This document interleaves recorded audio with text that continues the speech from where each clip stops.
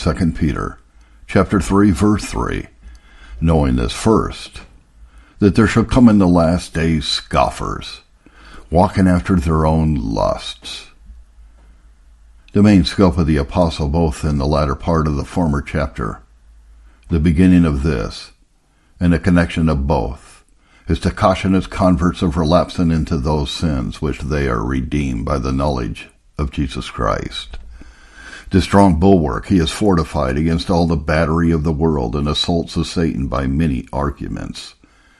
First, by discovering the policies and villainies of seducers, those fatal engines of hell, set to bring back escaped souls to the kingdom of darkness, chapter 2, verse 18. Secondly, by the miserable deceit of those that are perverted by them, who leave in the true liberty which they counted a bondage, verse 19, fall into the true bondage which they vainly count liberty. So of God's servants they become Satan's slaves, and sin's drudges. Thirdly, by the execrable event of this apostasy, in which they become besotted men, entangled birds, polluted beasts, incarnate devils, and so on. Fourthly, by redoubling his epistles to inculcate and drive this holy nail of admonition into their minds, chapter 3, verse 1, that they may never forget the wretched estate from which they are delivered. Fifthly, by way of encouragement, comforting them in the benefit of their happy progress, wherein if they persevere with steady faithfulness, their end shall be everlasting life. Verse 2. Sixthly and lastly, by preventing a scandal and removing a block, which the malicious spirit might lay in their ways, the atheistical impiety of many in the latter times, who both by their mouths and manners, persuasions, and examples call Christianity into question, and start doubting whether there is a God or not. Verse 3. Nor do they only dispute this by way of problem, but are impudent and audacious in the negative, and labor to destroy all opinion of that deity in the world, which made both the world and them. This, then, being the main center, the pole, and cardinal axletree, whereon this place moves, I will in general say a little of it. First, what man has so steadily tread on God's earth, that he has not stumbled, or stumbled and not fallen, yea, fallen and has not lain some space on the ground. With what a trembling heart may we look upon the miscarriages of some of God's dearest servants, Noah and Lot, by wine, David and Samson, by women, and Solomon worst of all. Who can do other than yearn and fear to see the woeful wreck of so rich and goodly a vessel? Yet even as Solomon fell into a foul defection, which of us can hope to aspire to his graces? Which of us can promise to secure ourselves from his ruin? We fall even to the lowest hell if God do not prevent us, if he does not sustain us. Uphold me according to thy word that I may live. Psalm 119, verse 116. All our weakness is in ourselves, all our strength in God. Let the Lord be strong in our weakness, that our weak knees may be ever steady in his strength. If we fall from our God as Mephibosheth from his nurse, we presently grow lame. If these holy ones fell, we have cause to look to our standing. Secondly, sin has 1,000 tongues to plead for it. God has lent me a weak one to plead against it. Let us think thus when we are tempted to sin, that we are now about to lose our God, to cast away all the hopes and comforts of another world, to rob ourselves of all those sweet mercies we enjoyed, to thrust the Spirit out of the doors which cannot abide, to dwell within the noisome stench of our sins, to lock ourselves out of the gates of heaven, to open the gates of hell, and cast ourselves down headlong into that dungeon. But as they that fear the Lord will not from this mercy fetch matter of presumption, so if any presume, let them hear their correction. The justice of God is inseparable from his love. There are rods for the backs of sinners, though they be the children of his own fatherhood. All their devout penance cannot avoid temporal punishments. No child could be whipped if he might escape for crying. Nothing but love and peace sounded in the name of Solomon, Nothing else was found in his reign while he held in good terms with God. But when once he fell foul with his Maker, all things began to be troubled, and he found many enemies. God that put away David's sin, even his adultery, clothed with murder upon his penitence, did not yet forbear to strike him, not only in the death of his misbegotten infant, but in the ruin of his children that nearer concerned him. When this great humiliation he sought for pardon, knowing this first, that there shall come in the last days scoffers, walking after their own lust. Here first we have to observe the contrary dispositions of a number of men. We heard of some of them in the first verse that seek the Lord with a pure heart, and follow his word with their best endeavor of sincerity, and sincerity of endeavor. Now we are fallen upon those that with a foul and rancorous mind do write all goodness, and load religion with disgraces. Then we camped in Elim, a place of water and palm trees. Now we are come to a wilderness of briars and brambles. Then we lay in a sweet harbor of comfortable meditation. Now we are put into the ocean of rocks and pirates and boisterous waves. Where is the good Christian man laughed at, but where the profane finds indulgence? Why does the world seek more to rich men than to wise men? The philosopher could answer, because it is possible for them to be rich, never to be wise. Why are holy men depressed and the irreligious honored? Because men like a liking to be licentious, but to be holy is none of their purpose. Nobody hates an Israelite, but an Egyptian or a Canaanite. Put fire to fire, or water to water, there is no commotion. But put water to fire, and then you have a thundering coil. When riotous men meet, there is a shaking of hands, but the temperate cannot pass by without a scorn. Number 2. This is a reason why the good and virtuous be always opposed and exposed to the fury and malice of cruel men. It is indeed a wonderful thing, but not a new thing. It was so from the beginning. As then he that was born after the flesh persecuted him that was born after the Spirit, even so is it now. Galatians 4:29. No sooner was God worshipped and served, but hatred and spite fell to the portion and lot of religion. The first man that offered the better sacrifice was slain. The acceptable sacrifice was the seminary of death. Who would think that, brethren, and but two brethren, should not love each other? Dispersed love grows weak, and paucity of objects uses to unite affections. If but two brothers be left alive of many, they think that the love of all the rest should survive in them, that the beams of their affection should be so much the hotter because they reflect mutually in a right line upon each other. Yet behold, there were but two brothers in the world, and one is a butcher of the other. Who can wonder at dissension among thousands of brethren that sees so deadly opposition between two, the first roots of brotherhood? Who can hope to live peaceably, securely among so many Cains, when he sees one Cain the death of one Abel? It can be no otherwise. Dissimilitude and distance of manners breeds alienation of affections. There is nothing doth so condemn the lives of the wicked as the exemplary conversation of the godly. The fat kine make the lean seem more ill-favored. Scoffers. The depth of sin is the chair of the scorners, Psalm 1, verse 2. They are set down in a resolute contempt of all goodness. Of these there be two sorts and degrees. First, the despisers of them that are good, 2 Timothy 3:3. Then the despisers of goodness itself. For the former, the saints of God have complained of them in all ages. David of his busy mockers, the abjects jeered him. Job was disdained of those children whose fathers he would have scorned to set with the dogs of his flock. Job 30 verse 1. Joseph was nicknamed a dreamer. Paul, a babbler. Christ himself a Samaritan, and with intent of disgrace, a carpenter. Libanius asked a Christian what his master, the carpenter, was a-doing, whom he answered, "He is making a coffin for your master, Julian." And this is a higher degree of wickedness, to scoff at religion itself. I have heard of some desperate patients that have jeered at their physicians, But death is too mild a punishment for them that scoff at all medicine.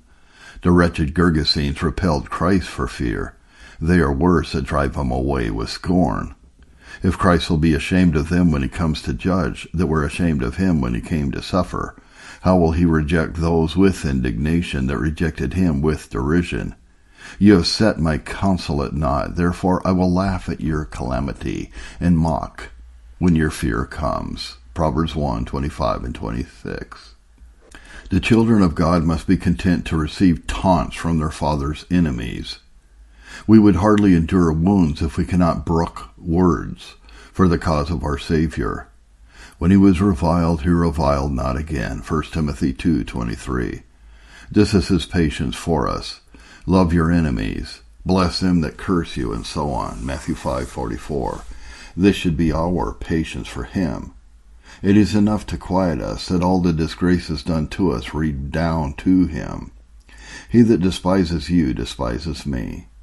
Saul, thou persecutest me. He that takes the cause from us to himself will not resign the revenge from himself to us. Let them bellow with their mouths, and gore with their horns. Yet neither the roaring of their bulls nor the licking of their calves must daunt or cool the fervor of our sincerity. The blind world in these former times made it a capital crime and loaded it with reproaches for any man to call himself a Christian. Yet the faithful did not give over the name. This sect is everywhere spoken against, Acts 28:22, like marks in the butt at which every fool shot his bolt. Yet as David said, I will be more vile than thus, and base in my own sight. This very abasement is heroical, and the only way to true glory is not to be ashamed of our lowest humiliation to God. Yea, the honor of such shall break forth in the midst of their contempt, and find a secret reverence even where they have outward indignities. The hearts of men are not their own. He that made them will overrule them to honor those that honor their Maker. And if they do not, yet God will honor them to their shame. As David's lowliness blessed his house, while Michal's scorn brought a curse upon herself. When they arise, let them be ashamed, but let thy servant rejoice. Psalm 109:28. God crowned that head with honor, which the boys of Bethel would needs cover with shame, and supply the want of hairs with reproaches. The enemies of Christianity scoff at us. God laughs at them. He that sitteth in the heavens shall laugh. The Lord shall have them in derision. Psalm 2 verse 4. Laugh? This seems a hard word at the first view. Are the injuries of his saints, the cruelties of their enemies, the derision, the persecution of all that are round about us, no more but matter of laughter? According to our capacities, the prophet describes God as ourselves would be in a merry disposition, deriding vain attempts. He laughs, but it is in scorn. He scorns, but it is with vengeance. Pharaoh imagined that by drowning the Israelite males he had found a way to root their name from the earth. But when at the same time his own daughter, in his own court, gave princely education to Moses, their deliverer, did not God laugh? Julian, rearing up the Jewish ceremonies, projected to supplant the new religion by the old, and therefore would be at the cost to build up the temple again. But when from under the foundation, as from the heel of Vesuvius, flaming fire brake forth and dissolved all his works, did not the Lord smile? The Philistines surprise the ark of God and carry it away. Thus far they are suffered to laugh and triumph. But when their idol Dagon fell down to do it reverence, when the Philistines were sore tormented with sickness, that they were fain to restore their pilfer with shame, did not God smile? When superstition and idolatry were re-advanced in England by Queen Mary, how did the papists mock and scoff at true believers? Yea, would they had only mocked us out of our credits and not out of our lives. But when 5 years shall determine all that bloody persecution, did not God laugh at all their bonners and butchers?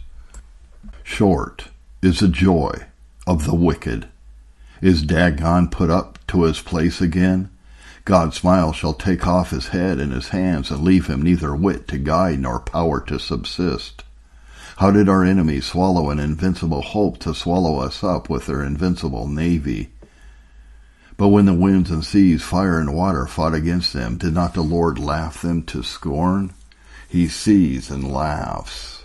And what are his frowns if his smiles are so terrible? Let us never be too busy in washing false aspersions. Too earnest diligence puts a suspicion of guiltiness into the cause. It is enough to say with David, Lord, thou knowest mine innocency. Here is a character of profane persons. They are called profane first, that are not entered into the church, whose unhappiness is to be without. Secondly, that are entered but conform not themselves to the doctrine of godliness. It is good indeed to be within, for in our Father's house is bread enough. Out of the circle of the church reigns nothing but fire and brimstone. We see the state of the world in these contrary conditions of mankind. Some seek the Lord, others mock them for their labor. Some are fearful to sin, others scoff at all goodness. Some are the friends of Christ, and they must look for all the rest to be their enemies. This world is a sea, and they that serve the Lord are in a ship of peace. But if we look up, we shall presently see a man of war, and then we must be for war too. There are two ships under sail, a pirate and a merchant. We must prepare for a skirmish. The galley that has our penance and chase is a piracy of hell, the synagogue of Satan. Her name is Persecution, a hot ship and full of wildfire, in which the devil is master, malice the master's mate, hypocrisy the boatswain, covetousness the purser, lust the swabber of the deck, fury the ship's gunner, and sedition the ship's trumpeter. Vices are the ship's sails, the wisdom of the flesh the card, the mystery of iniquity the ship's compass, atheists, scoffers, profane, all the rabble of hell are the mariners. She has two tire of ordnance planted in her, heresy and irreligion. She is either for a false god or no god, and these spit fire, smoke, shot, and sulfur against all that worship the Lamb, or fight under the ensign of faith. The flag at the top of the ship is infidelity. There is no God but gain is its motto. We may see her parallel in the prophet Ezekiel 27:5. She has her choice materials out of all kingdoms, especially her ballast from Turkey and her tackling from Rome. Antichrist is her steersman or pilot and steers her course. Thus she goes swiftly, proudly, securely, scorning and scoffing at all oppositions. But her worst is she has no anchor. So when the storms of God's wrath arise, down she sinks to desperation and perishes. Walking after their own lusts. All this their scorn of religion is but to maintain their lusts. Did not the gospel cross their sins, they would not cross the gospel. To be carnally minded is death, Romans 8:6. This troubles them. Death is the end of sin, though not the end of a sinner. A wicked man sins not purposely that he might be damned, but damnation follows his wickedness. Not seldom do we seek for one thing and find another, as Saul sought asses and found a kingdom, as Absalom sought a kingdom and found a gallows. The adulterer in his sin seeks pleasure, the covetous riches, but they find another thing, that is death. The word of God sets down the wages of sin and ties punishment to it as an inseparable effect to the cause. Because they cannot dissolve this knot, they fly upon the word itself, and through the sides of the law wound the name of the lawmaker with reproach, as thieves that would put out all the light, that in the dark they might more securely ransack the house. The conscience that is guilty of flagitious crimes could wish to heavens blind, as knowing that they look upon unlawful things with sore eyes. Why did the Catholic Church hang padlocks upon the Bible, but that they might uncensored walk after their own lusts? Why, but that their lusts might be laws, and those laws guide the lusts of the people. So the very sins of teachers become rules to their scholars. If Paul preaches, Demetrius roars. Of all professions, the ministry is in this the unhappiest, because we fight against those sins which men love better than their own souls. The covetous Pharisees derided Christ's sermon against covetousness. Luke 16:14. As a tyrant demolishes all the forts in his dominions, that the right heir of the crown may find no refuge of defense, so his own will may have the full swing without means of resistance. Profane libertines could wish that all preachers had caught an everlasting cold, that they might carry away those sins without reproof, which they have perpetrated without shame. Every evil man has lusts of his own, which he is resolute to maintain, as a father to keep his own children. It is easy for men to dislike lusts, not their own, to condemn another man's sins. But our own lusts are dear to us. What wonder is it if a dumb man be no swearer, a eunuch no adulterer, a beggar no broker? Where is no assault, there can be no victory. I am not as other men are, saith the Pharisee, extortioners, unjust, adulterers, or even as this publican. No extortioner, it may be so. What if he were so rich that he need not to be, or so poor that he could not oppress, or so base that no man would trust him? Why does a rich man need to be a thief? Not unjust, it may be so too. His privateness might exempt him. How should he fail in doing justice that never had an act of justice to do? There is a variety of lusts, and that old experienced fisher of souls has more baits than one. For a hypocrite to decline upon ranting, rambling, swaggering garments and revels, it is no wonder. He has another kind of lust, to make the end of his religion the advancement of his own ends, and to cheat them as a saint that would defy him as a devil. This is the desire of his lust.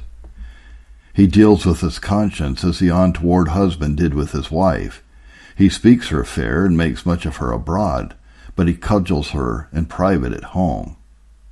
The dissolute person thinks to justify himself. I am none of those that rail at church government, that will not suffer a spoonful of aqua vitae to be sold on the Sabbath, though it should save a sick man's life, that will run 2 miles to a sermon, as if there was no other way to hell but hypocrisy. He that never kept the Sabbath himself, why does he care to keep others from breaking it, or to go 2 miles to a sermon that had rather go 20 another way?